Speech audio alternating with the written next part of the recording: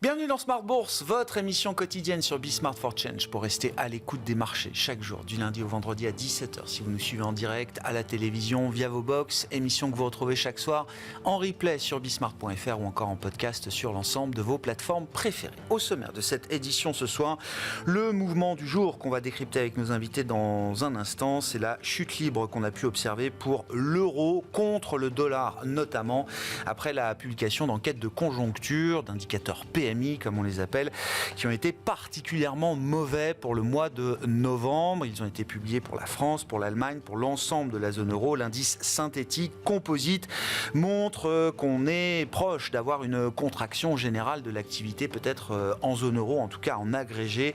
Pour cette fin d'année, la réaction de marché a été particulièrement violente, puisque en quelques secondes à peine, l'euro-dollar, qui était autour de 1,05 avant la publication, a chuté très rapidement jusqu'à 1,0335 avant de remonter un peu et de se stabiliser au moment où on se parle autour de 1,04, une réaction de marché violente qui résonne comme un signal d'alerte avec évidemment en première ligne la Banque Centrale Européenne. Beaucoup de membres de la BCE se sont exprimés tout au long de la semaine et aujourd'hui encore, notamment Christine Lagarde, François Villeroy de Galhau ou encore Joachim Nagel, le patron de la Bundesbank et le patron de la Banque de France ont même publié une tribune conjointe ce matin dans le Frankfurter Allgemeine Zeitung en Allemagne pour implorer la partie politique de prendre aussi ses responsabilités pour compléter l'union des marchés de capitaux et avancer vers une intégration un peu plus poussée. Bref, un rappel à l'ordre qu'on va décrypter avec nos invités dans un instant. Pour le reste, évidemment, on fera le bilan des 2 premières semaines de marché depuis le résultat de l'élection présidentielle américaine et un effet Trump America First qui s'est diffusé à l'ensemble du monde, privilégiant bien sûr les actifs américains au détriment du reste du monde. Et puis parmi les mouvements du jour à signaler également, Pauline Gratel vous en parlera dans un instant, la sanction pour Thales qui est sous le coup d'une enquête pour corruption en France et au Royaume-Uni. Le titre Thales a décroché un peu aujourd'hui de l'ordre de 5-6%, signant la plus forte baisse au sein du CAC 40. Voilà pour le programme. Le dernier quart d'heure de Smart Bourse sera consacré aux dividendes avec l'observatoire trimestriel de Janus Henderson qui montre que le 3e trimestre a été encore un trimestre de dividendes record au niveau mondial. C'était un trimestre qui a été marqué par des versements importants de groupes asiatiques et américains notamment. Charles-Henri Herman, le directeur du développement pour la France de Janus Henderson, sera avec nous en plateau à partir de 17h45.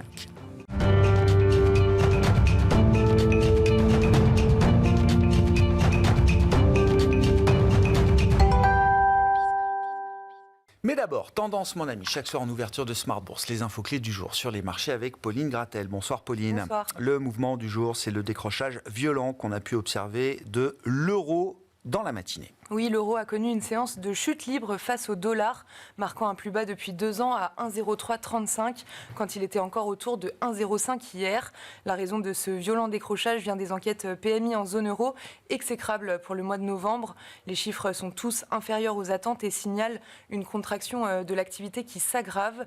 L'indice composite qui synthétise l'activité manufacturière et des services ressort sous le seuil de 50 en zone euro à 48,1. Bon, quels ont été les mouvements observés sur le marché obligataire également, Pauline? Le mouvement s'est fait sentir sur les rendements en zone euro. Le taux allemand à 2 ans tombe à moins de 2% au plus bas de l'année. Le taux à 10 ans est passé de 2,35 à 2,25%. Côté américain, la situation est plus stable avec un 10 ans qui tourne autour de 4,40%. D'autres enquêtes étaient publiées, notamment des PMI pour la partie américaine au mois de novembre. Le PMI manufacturier ressort à 48,8, parfaitement en ligne avec les attentes. Le PMI service s'établit à 57 en novembre. C'est supérieur aux attentes et au mois précédent. Que dire du marché action alors que les indices actions en Europe vont boucler encore une semaine qui aura été négative pour le bilan hebdomadaire? Oui, les bourses européennes évoluent aujourd'hui à la hausse. Le CAC 40 a fait le yo-yo après avoir ouvert en hausse ce matin. Il est vite reparti dans le rouge pour finalement revenir dans le vert autour de 7250 points. Côté américain, les grands indices ouvrent également dans dans le vert.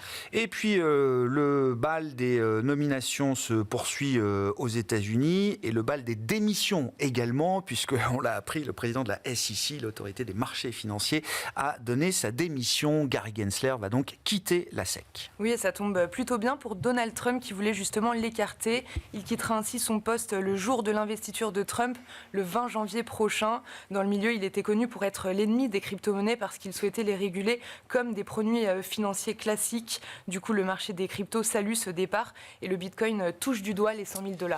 La situation spéciale du jour, c'est Thales qui voit son cours de bourse plonger après des soupçons et une enquête pour corruption. Oui, le titre cède plus de 6%. Les autorités britanniques et françaises ont annoncé lancer une enquête pour corruption à l'encontre du groupe. Thales est déjà soupçonné de passer des contrats à l'étranger, mais l'entreprise affirme se conformer aux réglementations nationales et internationales et ajoute qu'il ne fera aucun commentaire. Si on regarde un petit peu l'agenda de la semaine prochaine, qu'est-ce qui va rythmer les marchés pour les investisseurs ? Les investisseurs prendront connaissance de l'indice IFO allemand du mois de novembre. La deuxième estimation du PIB américain du troisième trimestre sera publiée, ainsi que l'estimation rapide de l'inflation en zone euro pour le mois de novembre. Pauline Gratel avec nous chaque soir en ouverture de Smart Bourse pour vous apporter les infos clés du jour sur les marchés.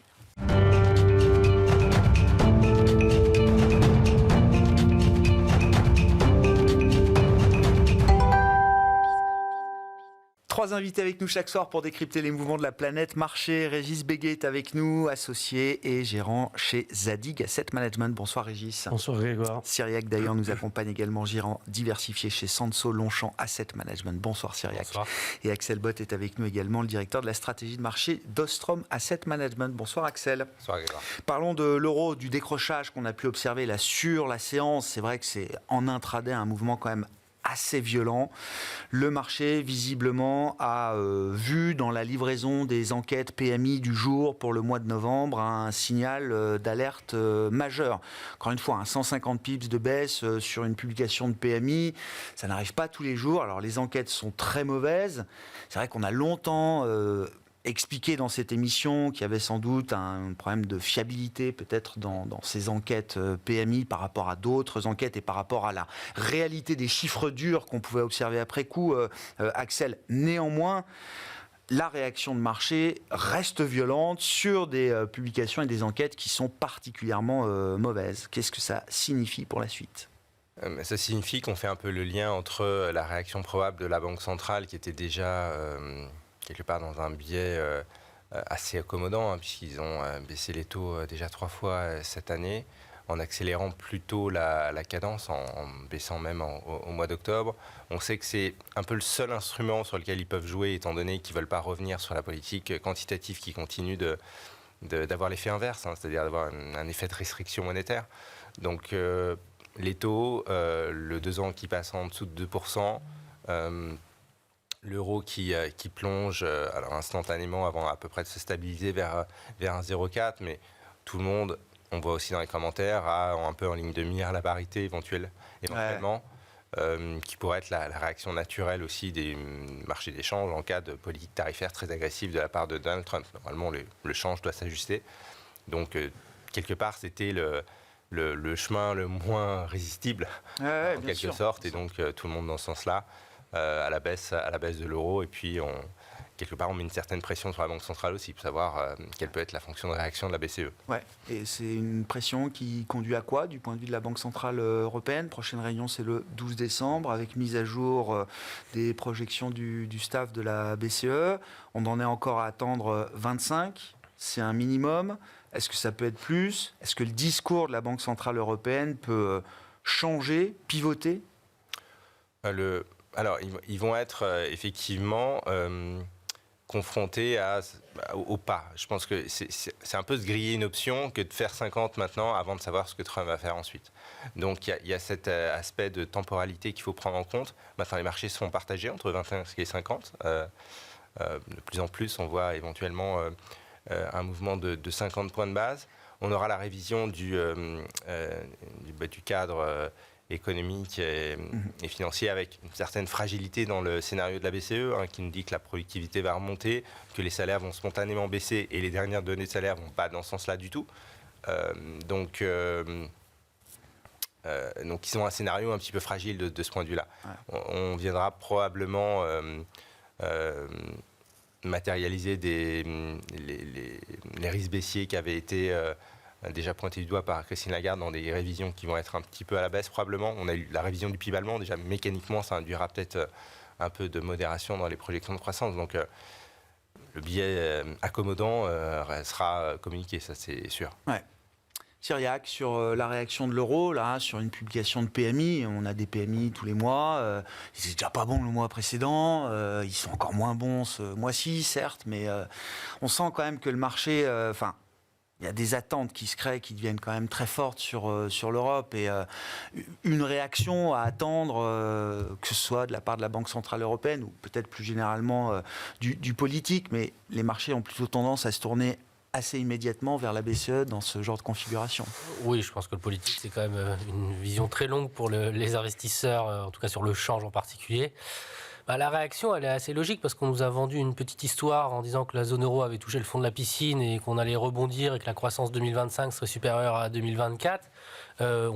Et globalement, cet indicateur avancé, il indique tout sauf ça. En fait, il continue à se détériorer et ça se détériore en France et en Allemagne.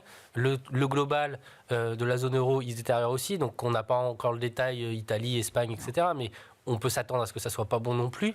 Donc globalement, le marché était déjà pas très positif, c'est le moins qu'on puisse dire. On a pris quand même 6 figures entre le 1,11 et le 1,05 pour des raisons un peu, pour le coup, liées à Trump et puis liées à une économie américaine qui, à l'inverse, nous sort un PMI, en particulier sur les services, à 57. On a un spread qui est gigantesque.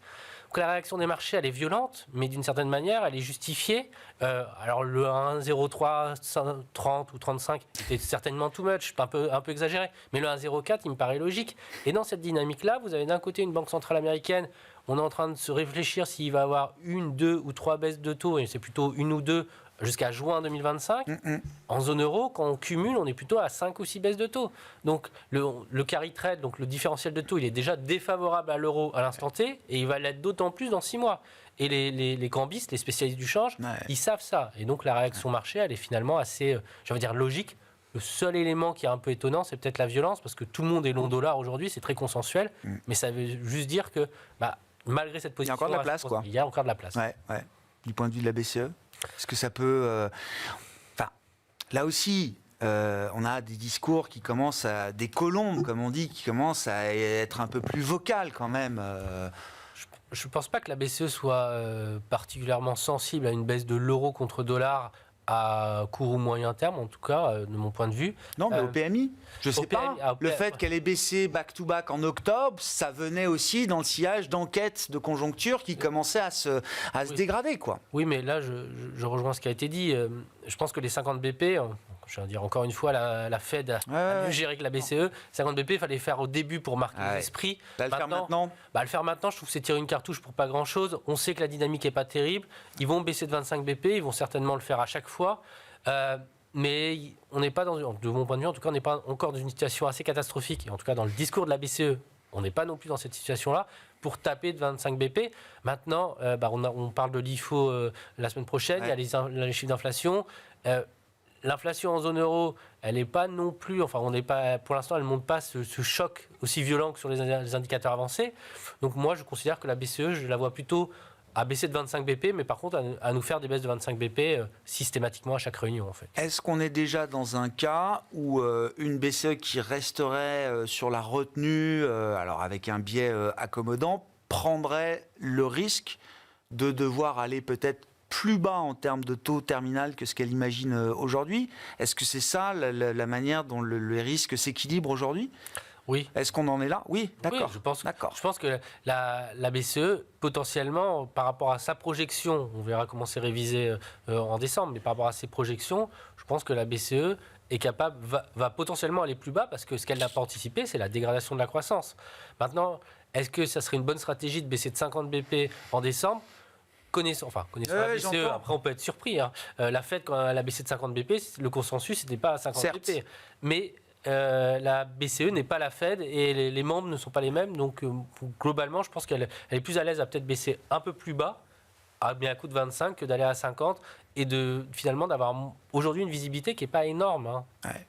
C'est ça l'équation pour la BCE, se dire à un moment il faut peut-être passer à 50 si on veut éviter d'avoir un taux de dépôt terminal à l'arrivée qui ne soit pas à 2 mais à 1,5 voire en dessous, Axel ? De réagir trop tardivement et de devoir surréagir et maintenir les taux très très longtemps, très très bas. Ouais. Je ne sais pas. C'est-à-dire parce que si on n'avait pas l'expérience des taux négatifs et de la période de taux très bas et de la réaction de l'épargnant, je ne suis pas sûr qu'on aurait la même vue. Dernièrement, Wunsch avait dit qu'il ne voulait pas revenir à des taux très très faibles. Le Belge. Parce qu'il y a effectivement, pour des raisons de ce qu'on appelle de reversal rate, c'est-à-dire à un moment les taux trop bas ont l'effet contre-intuitif, non pas de stimuler la demande, mais de forcer une surépargne parce que les gens se disent on a toujours des dépenses à approvisionner. On avait vu, à moins 0,50 sur le taux de dépôt, les Allemands épargnaient le double, quoi. Enfin, je veux dire, on épargnait 1 euro et là, on se mettait à épargner 2 euros. Si vous voulez maintenir votre revenu dans 30 ans avec des taux négatifs, il faut épargner davantage. Donc, il y a cet effet-là qui a été délétère, en fait, et ils ne veulent pas tomber dans cette trappe non plus. D'accord. Bon, Régis, sur l'état des lieux de la zone euro, et puis après, je veux bien qu'on parle des autres marchés, là on parle de l'euro-dollar, mais bon, 2024 va être une très mauvaise année en relatif pour les actions européennes par rapport aux actions américaines. On va parler de Trump, bien sûr, mais avant Trump, il y avait déjà une tendance. Une année qui est encore positive, touchons du bois, alors nous parlons, mais qui est une année de forte sous-performance par rapport au marché américain en particulier, avec toujours les mêmes travers des marchés européens, qui est un marché un peu plus value, moins sur l'innovation, moins novateur, et un marché américain qui est toujours porté par l'innovation technologique. Spécifiquement sur les chiffres d'aujourd'hui et l'impact que ça a sur les devises et sur les marchés, ça n'empêche pas les marchés de remonter, même ça aide probablement un peu les marchés à remonter, puisque finalement la hausse du dollar net, c'est plutôt favorable pour le résultat des entreprises européennes. Mais c'est vrai qu'il y a deux situations qui tirent l'Europe vers le bas, qui sont la situation française et la situation allemande, pas du tout pour les mêmes raisons. La situation allemande, essentiellement, et je voulais en dire un mot quand même, liée à la situation chinoise, qui est particulièrement pénible, et tous les échos que nous avons des entreprises en Chine sont véritablement très noirs dans tous les domaines d'activité. Bien entendu, ce qui est lié à la construction, bien entendu, ce qui est lié à l'automobile. Par voie de conséquence, bien entendu, le luxe, c'est très connu, mais aussi dans le domaine des semi-conducteurs, où on a vraiment une absence totale de redémarrage, malgré le plan de relance qui a été annoncé. Alors peut-être qu'il aura des effets dans quelques mois, le plan de relance. Et pour l'instant, il n'y a pas la vibe chinoise. Mais on ne sent aucune étincelle, pour l'instant, d'aucun ordre en provenance de Chine, ce qui impacte l'Allemagne. La France, c'est un problème beaucoup plus franco-français, lié au déficit et lié à la perspective, à la menace fiscale qui a vraiment dégradé très fortement le sentiment à la fois des chefs d'entreprise et des consommateurs. Et donc, on est quelque chose de beaucoup plus endogène. Je crois que les PMI françaises sont pires que les PMI allemands. Oui, les PMI français sont très, très, très mauvais. Ils sont très, très, très mauvais à cause de la France elle-même. La France ne peut pas, à la différence de l'Allemagne, qui peut dire, bon, bah, c'est quand même lié à la Chine, peut-être qu'un jour la Chine va redémarrer. C'est pas peut-être pas demain d'ailleurs, mais bon, il y a cette espèce d'espoir exogène. En France, c'est vraiment la France avec elle-même. Donc c'est un peu triste, mais en dehors du fait que ce soit triste, ça n'a pas que des effets, encore une fois, totalement négatifs sur les marchés, paradoxalement, puisque la hausse du dollar est quelque chose qui est plutôt favorable, et c'est pour ça que le marché finalement européen aujourd'hui, les marchés européens tiennent et même montent et même surperforment le marché américain aujourd'hui dans quelque chose de tout à fait paradoxal. Oui, c'est ça.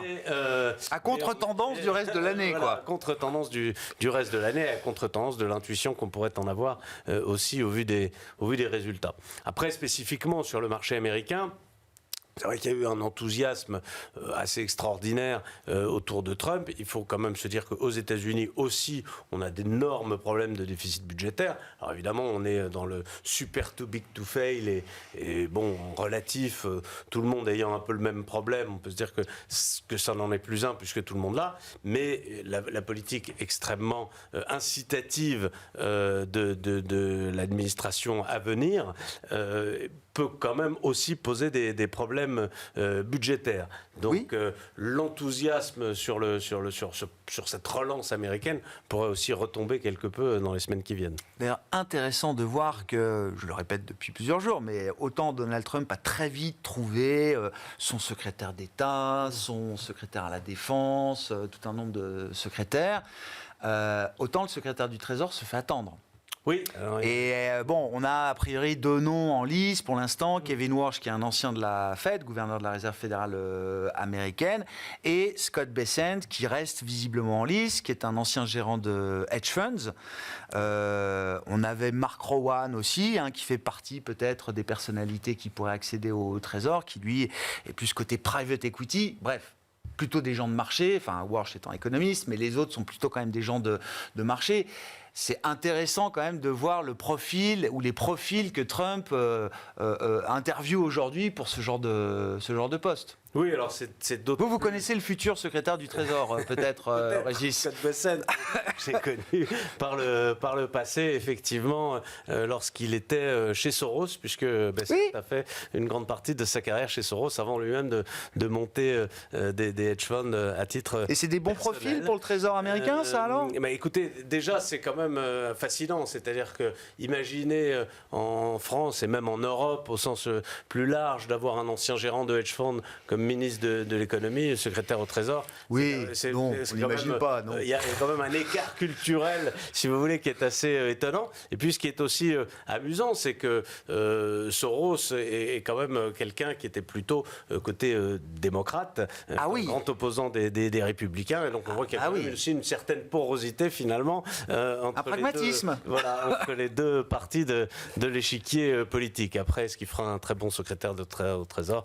Je ne peux pas le dire, mais en tout cas, encore une fois, l'image est assez forte. Bon, l'attention, le temps qui est pris pour nommer ce secrétaire du Trésor américain, qu'est-ce que ça nous dit, Axel, de l'enjeu fiscal, budgétaire, derrière la doctrine Trump, derrière l'agenda qui a été réfléchi, pensé, et derrière la séquence qu'on peut imaginer de mise en place du programme Trump ? Effectivement, la séquence paraît assez compliquée et difficile à mettre en œuvre, puisque le pouvoir de l'administration en matière budgétaire aux États-Unis, il n'est pas si important que ça. Il faut que ça passe par le Congrès, il faut que ce soit visité par le Ways and Means, et donc il y a beaucoup de phases de contrôle, et ne serait-ce que la prorogation des baisses d'impôts de 2017 qui expire cette année. Il avait prévu pour 8 ans... avec le deuxième mandat, bien calibré. avec le deuxième mandat qui s'imposait. Et donc, il va falloir les proroger. Ça requiert de trouver en face, pour ne pas avoir un impact budgétaire, un certain nombre de baisses de dépenses, en tout cas un mode de financement. Il faut qu'il y ait un financement. Aujourd'hui, le déficit public se balade entre 6 et 7 points de PIB. On part d'une situation qui est sensiblement plus dégradée que celle qui prévalait en 2017, où l'économie avait un déficit d'à peu près de 3,5, donc déjà un peu significatif, mais gérable. Là, c'est le double, grosso modo. Donc, et on le voit dans un certain nombre d'adjudications du Trésor, ça ne se passe pas très bien. Le 20 ans, ce n'est pas très bien passé cette semaine. Donc, il y a ce moment, effectivement, où la demande des étrangers, notamment, des comptes, en particulier des comptes officiels, peut disparaître, surtout dans le cadre d'une accentuation du conflit commercial qui impacterait probablement les politiques de gestion des réserves de change d'un certain nombre de pays, par exemple. Donc, je ne sais pas s'il y aura un moment Liz Truss aux États-Unis, mais c'est quelque chose qui, d'une probabilité nulle, est passé à une probabilité qui ne l'est plus totalement. On a des tensions récurrentes sur le marché du repo. On les a eues 15 jours à peine après la baisse de 50 BP de la Fed en septembre.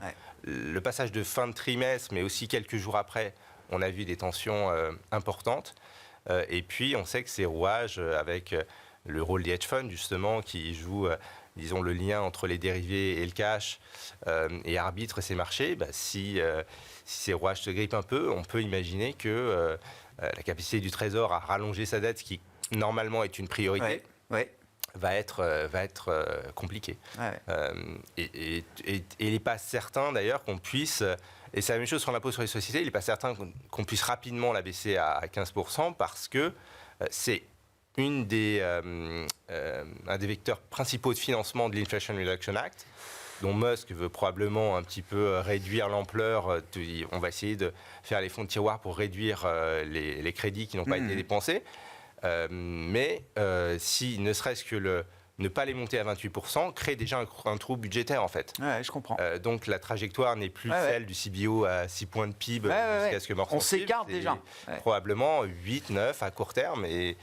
Ça veut dire que malgré les marges de manœuvre politiques, et d'ailleurs je crois au passage, on est en train de voir qu'il a peut-être pas totalement remporté le vote populaire, Trump.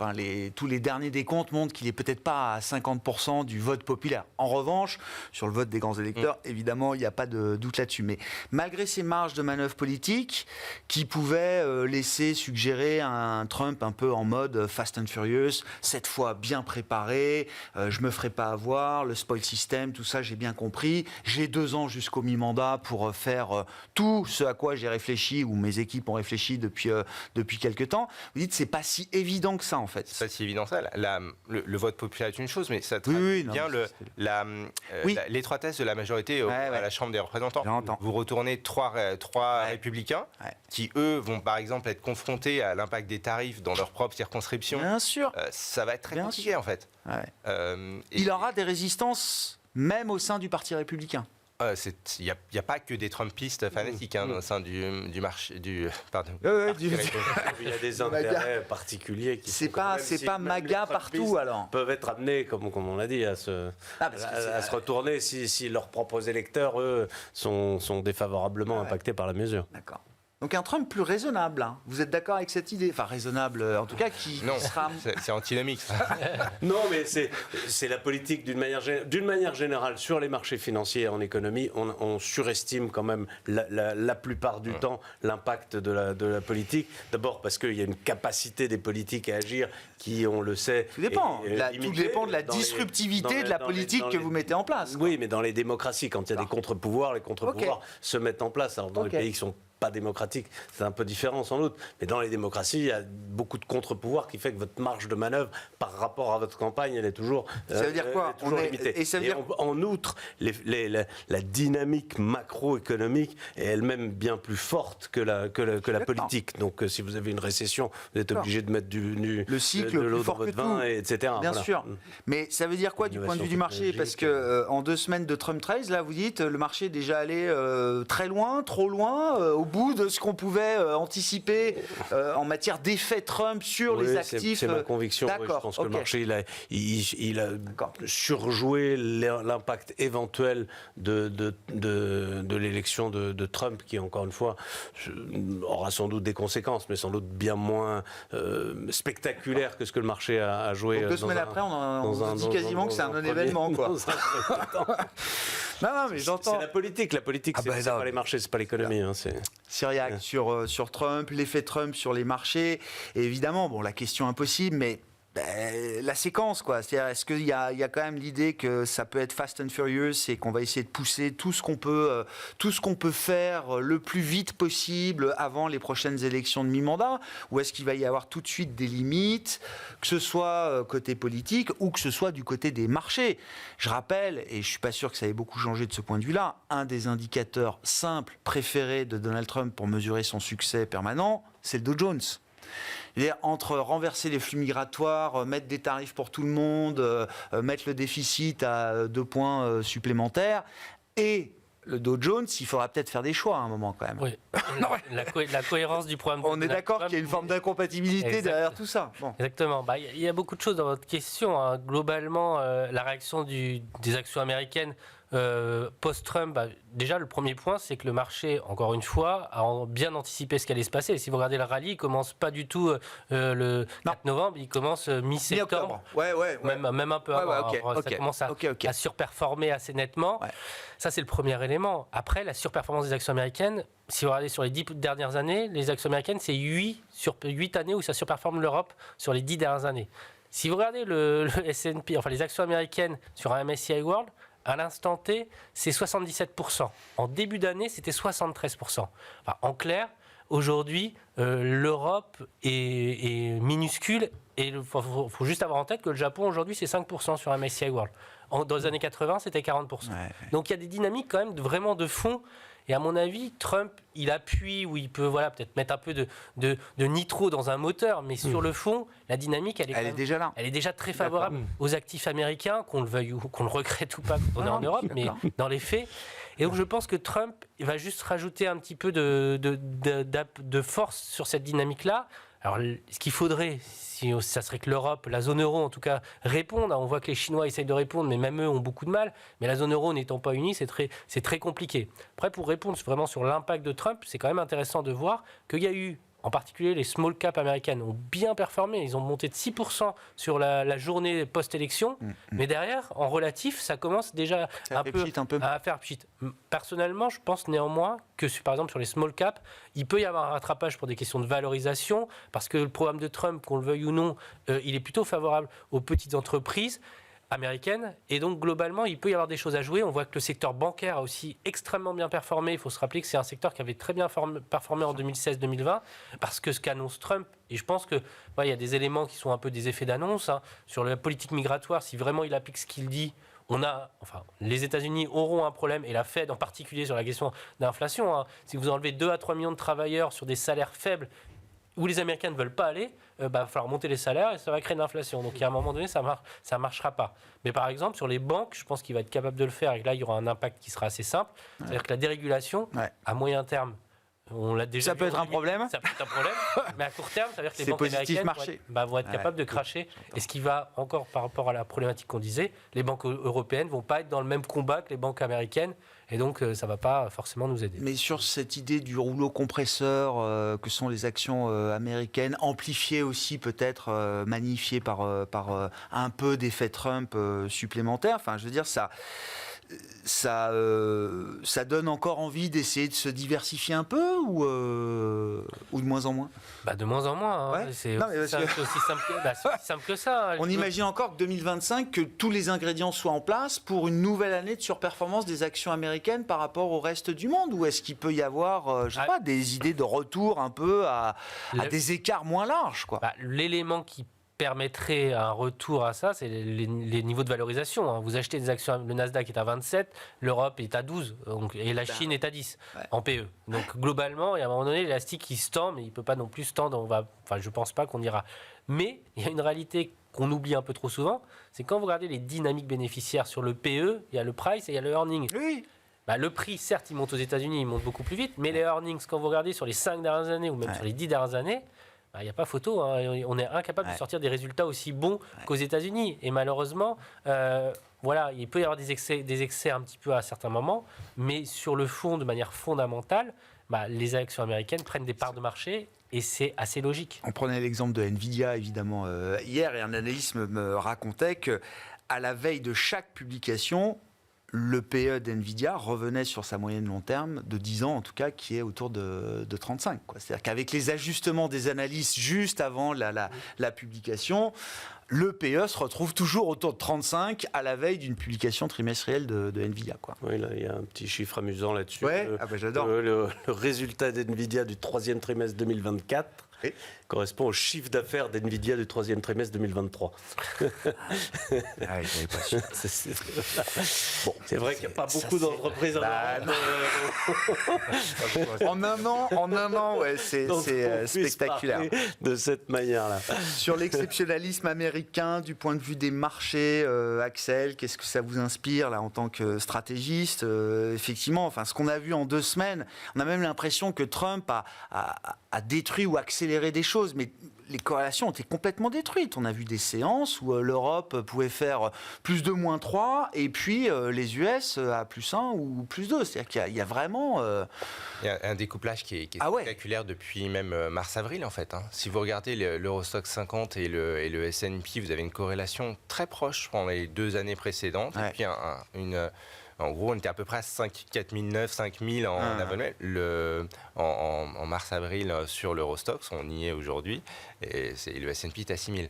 Je nuancerais quand même sur la dynamique bénéficiaire, parce que quand on regarde les bénéfices des 7 magnifiques, on a une croissance effectivement de 25% sur l'année. Le reste des 493 stocks du S&P, les earnings sont flat depuis 2 ans en fait. Il n'y a pas de croissance bénéficiaire au sein évidemment de ce groupe. Oui, mais en agrégé, il n'y a pas. Mais il n'y a pas de croissance bénéficiaire dans une grosse partie de la cote. Et plus on descend dans la cote, le Russell 2000, etc., il n'y a pas de croissance bénéficiaire. Donc ça, c'est quand même un problème. Ce qui peut casser le bull market, ça peut être effectivement une politique migratoire extrêmement dure ou qui a induit un choc de confiance et un choc d'offres qui, combiné aux tarifs, recrée des problèmes de supply chain, recrée des problèmes de tension salariale, etc., qui, in fine, viendront, alors sans doute pas gréver les marges d'NVIDIA, c'est probablement l'arbre qui continuera de cacher la forêt, mais pour une grosse partie de la cote américaine, on verra ce qu'on voit en réalité déjà, c'est-à-dire une capacité à dégager les profits qui n'est pas si exceptionnelle que ça, le moins s'en faut. Et dans un marché qui, de toute façon, est un petit peu artificiel, mais un peu depuis toujours, où les rachats d'actions sont tels que finalement, c'est un marché aussi d'attrition. Et donc, on a eu c'est spectaculaire. Vous regardez sur des séries assez longues, une dizaine, quinzaine d'années, vous avez un acheteur systématique d'actions, c'est les boîtes elles-mêmes. Entreprises. Ouais. Donc, alors qu'il y a beaucoup de gens qui vendent pour des raisons structurelles, en fait. Ouais. Donc, effectivement, est-ce qu'on est aujourd'hui avec des niveaux de valorisation globaux dans une dynamique où, certes, la productivité a augmenté, mais on sait qu'on y a été avant, c'est-à-dire entre 96 et 99. Alors entre 96, où Greenspan nous parle d'exubérance irrationnelle, on a eu 4 ans de market. Ça peut durer. Cette boule. Ouais. Ça peut durer. On doit être dans ce schéma-là un petit moment. Il y a des valorisations qui sont beaucoup écartées. Jusqu'à quel niveau ? Je pense que clairement un retournement cyclique aux États-Unis nous ramènerait sur Terre assez vite, quoi, et occasionnerait des pertes et un crédit crunch important. Ouais. Bon, on verra, hein. Trump très attentif au marché. Non, mais enfin, je veux dire, ça fait partie de sa mission quand même aussi de maximiser le portefeuille action des Américains. Hein. Ça fait peut-être partie de sa mission, mais est-ce qu'il peut supporter 20% de baisse du Dow Jones ? Ça ne fait pas forcément partie de son pouvoir, hein, encore une fois. Non. Encore une fois, les flux financiers et la dynamique macroéconomique ne reposent pas ni dans la main des politiques d'une manière générale et encore moins dans la main d'un seul homme. Sinon, ce serait vraiment extraordinaire. Dans les sujets qui vous intéressent, la pharma, la santé, Trump et la pharma. Alors hier, on a fait Trump et la tech déjà avec Nvidia, mais Trump et la pharma.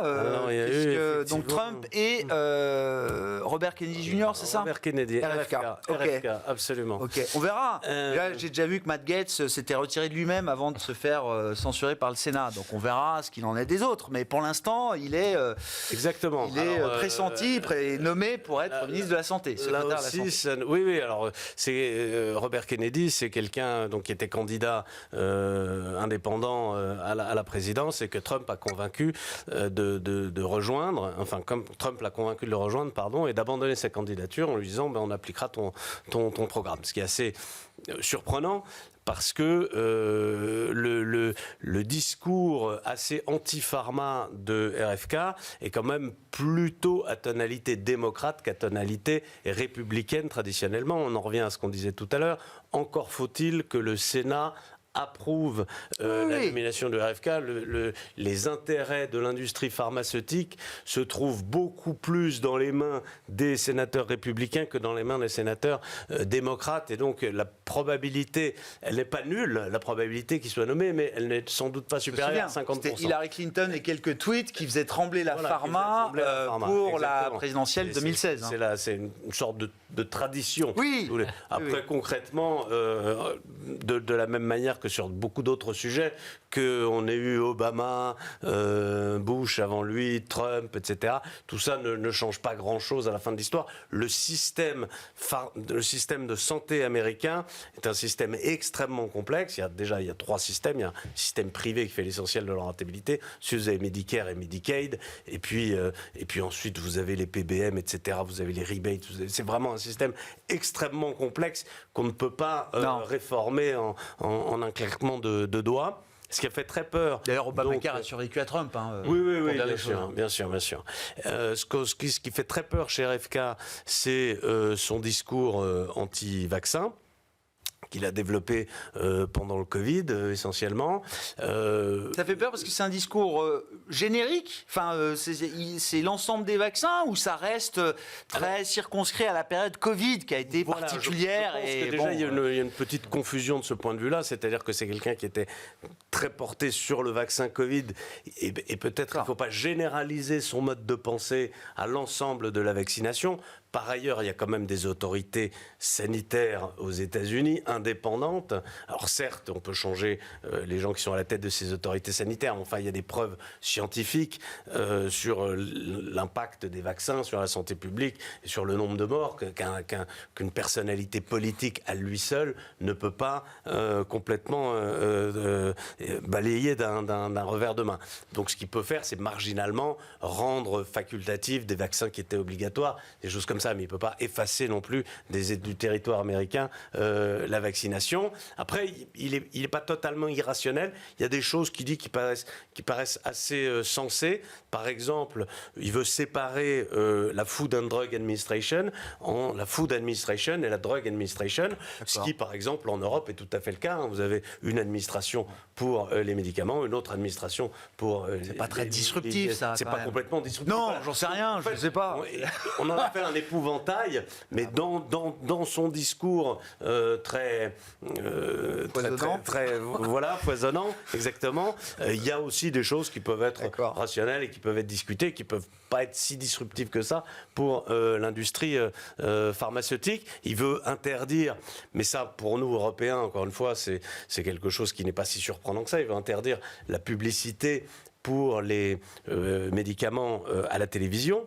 Et il faut avoir en tête qu'aux États-Unis, on fait de la publicité pour des traitements, mais des traitements dans des maladies très graves. Donc vous voyez, si vous avez tel cancer du poumon avec une mutation EGFR, prenez tel produit. C'est vrai que nous, de toute façon, on n'est pas très habitué à ça. Donc le fait, si s'attaquait à ce point-là, ce ne serait pas non plus quelque chose d'extraordinairement disruptif pour l'industrie. Voilà. Oui, bon, après, ce n'est pas l'avis des Européens qui compte sur ce non, que va faire RFK.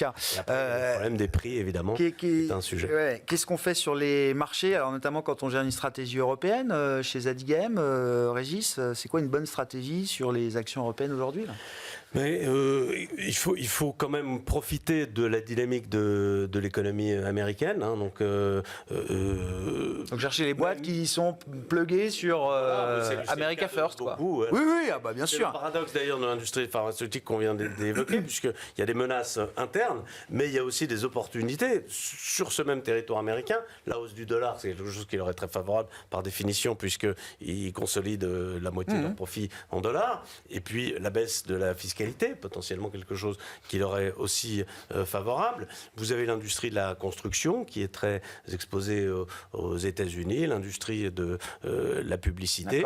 Et puis ensuite, à un moment donné, en Europe, on aura le déclic du réveil de la Chine s'il doit se produire, et ça aura une grande influence sur nos investissements aussi. Pour l'instant, encore une fois, on n'en voit pas du tout le signe, mais c'est clair que ce sera un élément peut-être majeur pour 2025. Ça peut être effectivement un tournant et un pivot pour 2025. Un tournement pour 2025. Dans une gestion diversifiée, Cyriac, qu'est-ce qui vous intéresse? On n'a pas beaucoup parlé du crédit, mais je crois comprendre que le crédit tient de manière spectaculaire encore. Assez impressionnant en effet, surtout en zone euro finalement, parce qu'aux États-Unis, en particulier l'investment grade a quand même une sensibilité relativement élevée. Donc la hausse de taux, on a quand même quasiment pris 100 BP sur le 10 ans ça l'a un peu chahuté. Depuis que la Fed baisse les taux longs montent. Voilà, c'est bien ce qu'il faut comprendre aux États-Unis. C'est assez étonnant. Mais oui, pour répondre à votre question, le crédit zone euro est assez sympathique aujourd'hui. Alors, nous, on a plutôt une préférence pour tout ce qui est crédit high yield, donc les entreprises avec un niveau d'endettement un peu plus mauvais que la moyenne, mais par contre avec un rendement beaucoup plus attractif. Et comme, malgré tout ce que j'ai dit précédemment sur la zone euro, on n'est pas dans le scénario, de mon point de vue, d'avoir une récession, en tout cas une forte récession dans la zone euro dans les 12 prochains mois. Je pense que les entreprises vont vivre avec une croissance entre 0 et 1, comme elles ont pris finalement l'habitude. Continuer à payer finalement leurs coupons tous les trimestres ou tous les semestres. Donc je trouve que le crédit à yield européen garde de la valeur. Et les subordonnés, les banques, alors là aussi, les actions bancaires sont assez volatiles, mais les subordonnés bancaires, après ce qui s'est passé sur Crédit Suisse, il y a un spread très important. C'est bien revenu. C'est bien revenu, mais en relatif, il reste un petit peu de valeur. Donc voilà, sur le crédit, je trouve qu'il y a de l'intérêt aujourd'hui. Pour une croissance médiocre, ça paye bien, quoi. C'est exactement. Le pire du crédit, enfin le crédit, ça a un peu un profil à 90% du temps, ça marche, et puis les 10% par contre où ça marche pas, ça peut faire ça va mal. Là, je pense qu'on est encore dans les 90% où on se rapproche un peu de ce moment qui sera peut-être plus critique, mais sur les 6 prochains mois, avoir une position crédit qui va vous apporter un rendement, surtout avec des taux monétaires qui baissent, significatif. Donc si vous loquez, vous fixez du 4 ou 5%, écoutez, sur les 3 ou 4 prochaines années, je pense que c'est un bon investissement. Axel, qu'est-ce qui vous paraît intéressant dans ces marchés un peu globaux là aujourd'hui ? On souscrit totalement au crédit, puisqu'il y a une particularité aussi financière, c'est que le spread en lui-même est très peu volatile finalement cette année, que ce soit contre Bund ou contre swap. Ça a un peu bougé ces derniers temps avec les mouvements du swap, mais c'est un surrendement qui est assez récurrent. Effectivement, on va éviter la récession malgré l'incertitude accrue, a priori. Donc, le coupon continue de rentrer. Et même sur le high yield, on ne projette pas de hausse de défaut au-delà de 4%, ce qui est la moyenne historique. On voit même peut-être ce taux de défaut finalement baisser et le refinancement s'opérer à des taux l'année prochaine qui seront plus bas. Donc, et a priori, c'est assez confortable comme situation pour le crédit.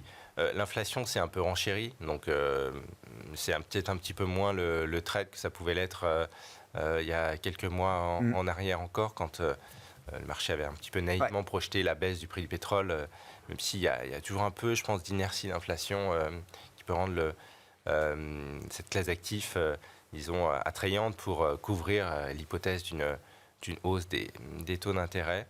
Et puis, je dirais, les actions avec des profits, ça reste difficile à jouer. Moi, j'ai du mal à croire à une reprise bénéficiaire en Europe. Donc, ça va un peu caper j'imagine qu'on continuera. On aura du mal à être tiré par le marché américain encore pendant quelques temps, comme ça a été le cas. Donc, l'euro est une bonne chose. La baisse des taux qui se profile en Europe aussi. Maintenant, il faut aussi un peu de demande intrinsèque, intrinsèque, domestique, politique, mais peut-être que par exemple la construction a touché son point bas, parce qu'on a vu le pire dans un certain nombre de secteurs. Donc au moins on peut être à peu près sûr que ce secteur-là va pas continuer de plomber autant les comptes publics. Peut-être qu'il y a des planchers qui sont en train de se mettre en place. Donc voilà, il y a des choses qui ont beaucoup corrigé. Bon, on suivra ça effectivement avec une politique européenne qui va continuer de nous animer. Je rappelle, l'élection la plus importante du monde désormais, c'est celle qui se tiendra le 23 février en Allemagne, puisque celle des États-Unis est derrière nous maintenant. Merci beaucoup messieurs d'avoir été les invités de Planète Marché ce soir. Axel Bott, Ostrom Asset Management, Cyriac Dayan, Sanson, Longchamp Asset Management et Régis Béguet, Zadig AM.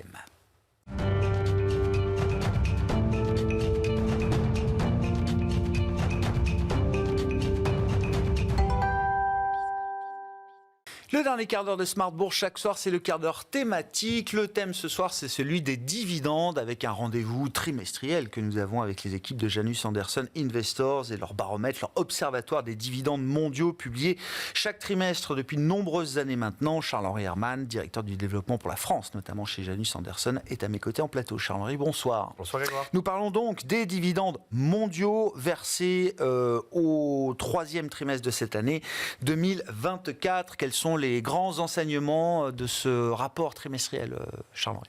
Alors sur ce trimestre, on atteint encore une fois un record, 431 milliards de dollars versés sur ce trimestre, ce qui correspond à une croissance d'environ 3,1% de manière sous-jacente. Alors on note un petit ralentissement de cette croissance et c'est notamment dû à des entreprises qui ont fortement réduit leurs dividendes sur ce trimestre. On va y revenir un petit peu plus tard. Donc 5 entreprises qui ont fortement réduit. Ensuite, ce qu'on peut noter, c'est un trimestre qui est entre guillemets très calme au niveau de l'Europe, hors Royaume-Uni, donc il y est très peu significatif. C'est pas la saison de l'Europe, hein, c'est pas ça. la saison de l'Europe. C'est le deuxième trimestre, l'Europe, c'est ça généralement. Exactement, c'est le deuxième trimestre, tout à fait. Alors que c'est un trimestre qui est très important, notamment pour l'Asie, on le verra. On verra aussi que les États-Unis ont une croissance de 10%. Ce trimestre, ce qui est très important. On verra que l'Asie-Pacifique hors Japon, elle, a connu une certaine faiblesse, notamment sur ce trimestre. Et enfin, que les banques restent le principal secteur, suivi de près par les médias et notamment les médias en ligne. Sur ce trimestre, on a 88% des entreprises qui ont maintenu ou augmenté leurs dividendes et on a une médiane qui se situe au niveau de 6%. Donc si on voit 6% de la médiane et on voit une croissance à 3,1%, on va vite comprendre où est-ce qu'il y a eu quelques fortes baisses. Bah justement, alors quelles sont les spécificités effectivement de ce troisième trimestre et les grandes tendances qu'on peut détailler, Charles-Henri? Alors sur ce troisième trimestre, on a vu on n'appellera pas ça des anomalies, mais quelques originalités. D'abord, on a eu 5 entreprises qui ont très fortement baissé leurs dividendes. C'est la société notamment Evergreen Marine à Taïwan et aussi la société Glencore au Royaume-Uni. D'accord. Rien que ces deux sociétés, la baisse de leurs dividendes, c'est 3,4% de baisse de la croissance mondiale des dividendes. Agrégé des dividendes. D'accord. Ah oui.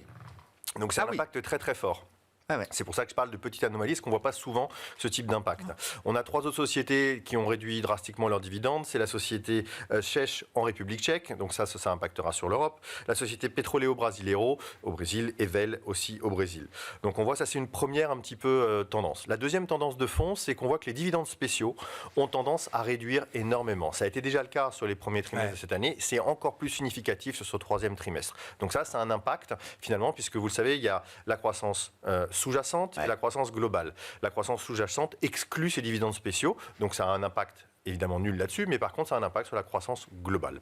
Et ça, ce trend, il est logique, on en parlait déjà les trimestres précédents, il y a une forme de normalisation par rapport à beaucoup de cash et de cash flow un peu exceptionnels durant les périodes Covid, post-Covid, etc., qui ont généré ces dividendes exceptionnels. Oui, ça c'est un premier point. Et le deuxième point, c'est qu'il y a un autre impact, on voit, c'est que les sociétés, on le savait aux États-Unis, avaient d'énormes programmes de rachat d'actions, et on voit maintenant que hors États-Unis, ces programmes de rachat d'actions, finalement, augmentent de plus en plus. Et c'est un nouveau moyen pour les entreprises de restituer des liquidités à leurs actionnaires. Et donc c'est un arbitrage pour des entreprises européennes ou d'ailleurs dans le monde aujourd'hui de dire plutôt que de verser un dividende exceptionnel, je vais augmenter mon programme de rachat d'actions. Tout à fait. Donc ça a un impact finalement sur les montants des dividendes globaux. Voilà. Maintenant, si on peut dire au niveau de la géographie, on en a parlé. Donc c'est un gros trimestre pour le continent asiatique. On verra que la Chine, l'Inde et Singapour ont atteint des niveaux records ce trimestre. Alors la Chine, pourquoi? C'est le premier paiement de dividende de la société Alibaba. Une tech de plus qui se met au dividende. Qui se met au dividende et qui rentre directement dans le top 10 des sociétés payeuses de dividendes ce trimestre. Donc la Chine très largement tirée par la société Alibaba.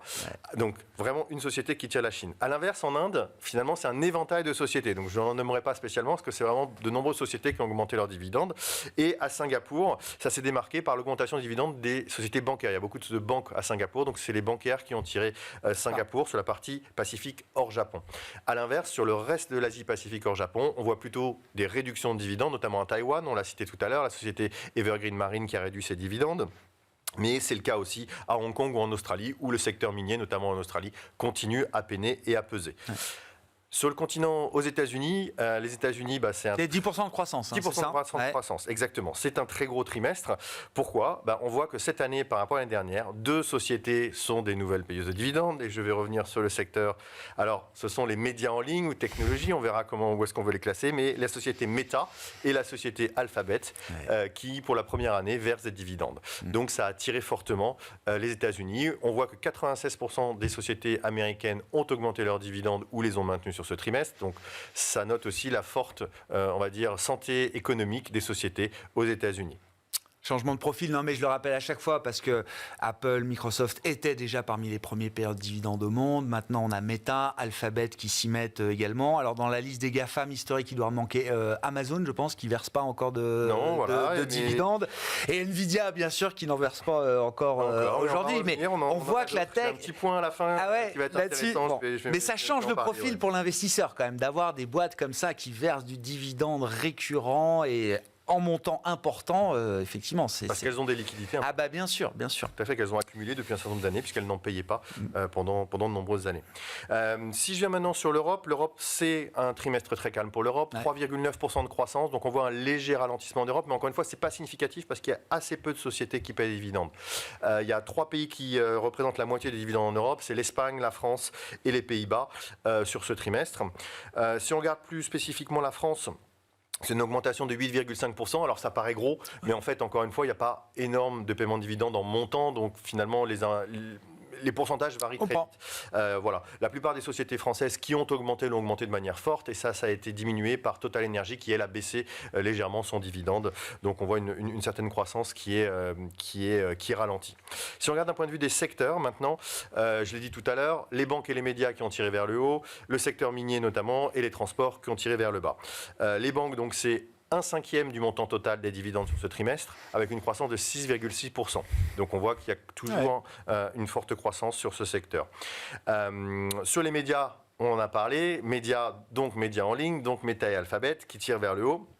Mais pas que ces deux sociétés, on a aussi la société Walt Disney par exemple qui a repris le paiement de son dividende.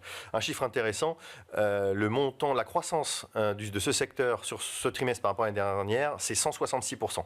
Média ? Ouais. Ah oui, d'accord. Voilà. Oui. Donc, il suffit que Meta et Alphabet arrivent, Walt Disney qui reprend. et Disney, ça change tout. Ça change. Ah bah bien sûr. Voilà. Ouais. De l'autre côté du spectre, sur le Downs, on va dire le secteur minier, on en a parlé.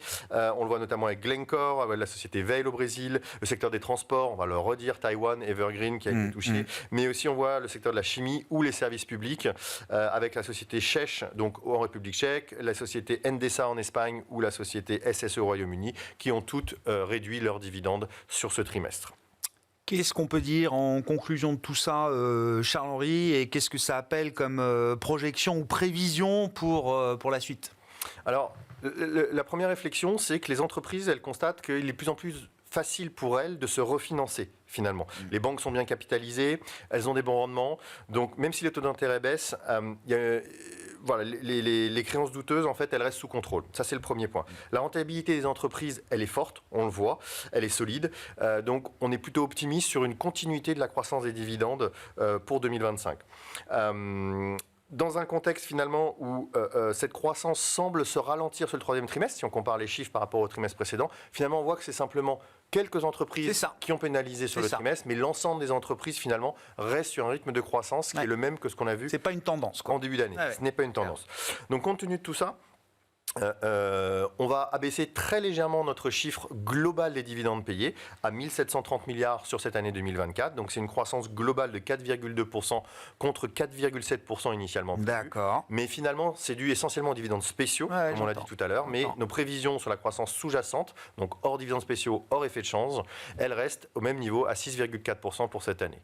Très clair. Et un dernier petit point, pour reparler sur les sociétés tech, quelques chiffres assez intéressants. Donc on a dit Alibaba et Meta, c'est la première année, le premier trimestre pour Alibaba de paiement des dividendes.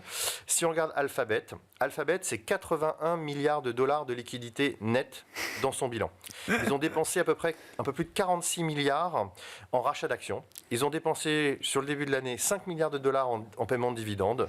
Donc si on fait quelques mathématiques, il reste un petit peu de place pour augmenter la croissance. Oui, 5 milliards de dividendes par rapport au cash net, à la trésorerie disponible, c'est rien du tout. C'est rien du tout. Bon, bah sûr, évidemment. Merci beaucoup Charles-Henri. Charles-Henri Herman avec nous, qui vient nous voir régulièrement chaque trimestre pour évoquer la question des dividendes mondiaux, qui nous raconte l'histoire des entreprises et de la rentabilité des entreprises à travers le monde. Charles-Henri Herman, directeur du développement pour la France, notamment chez Janus Henderson Investors.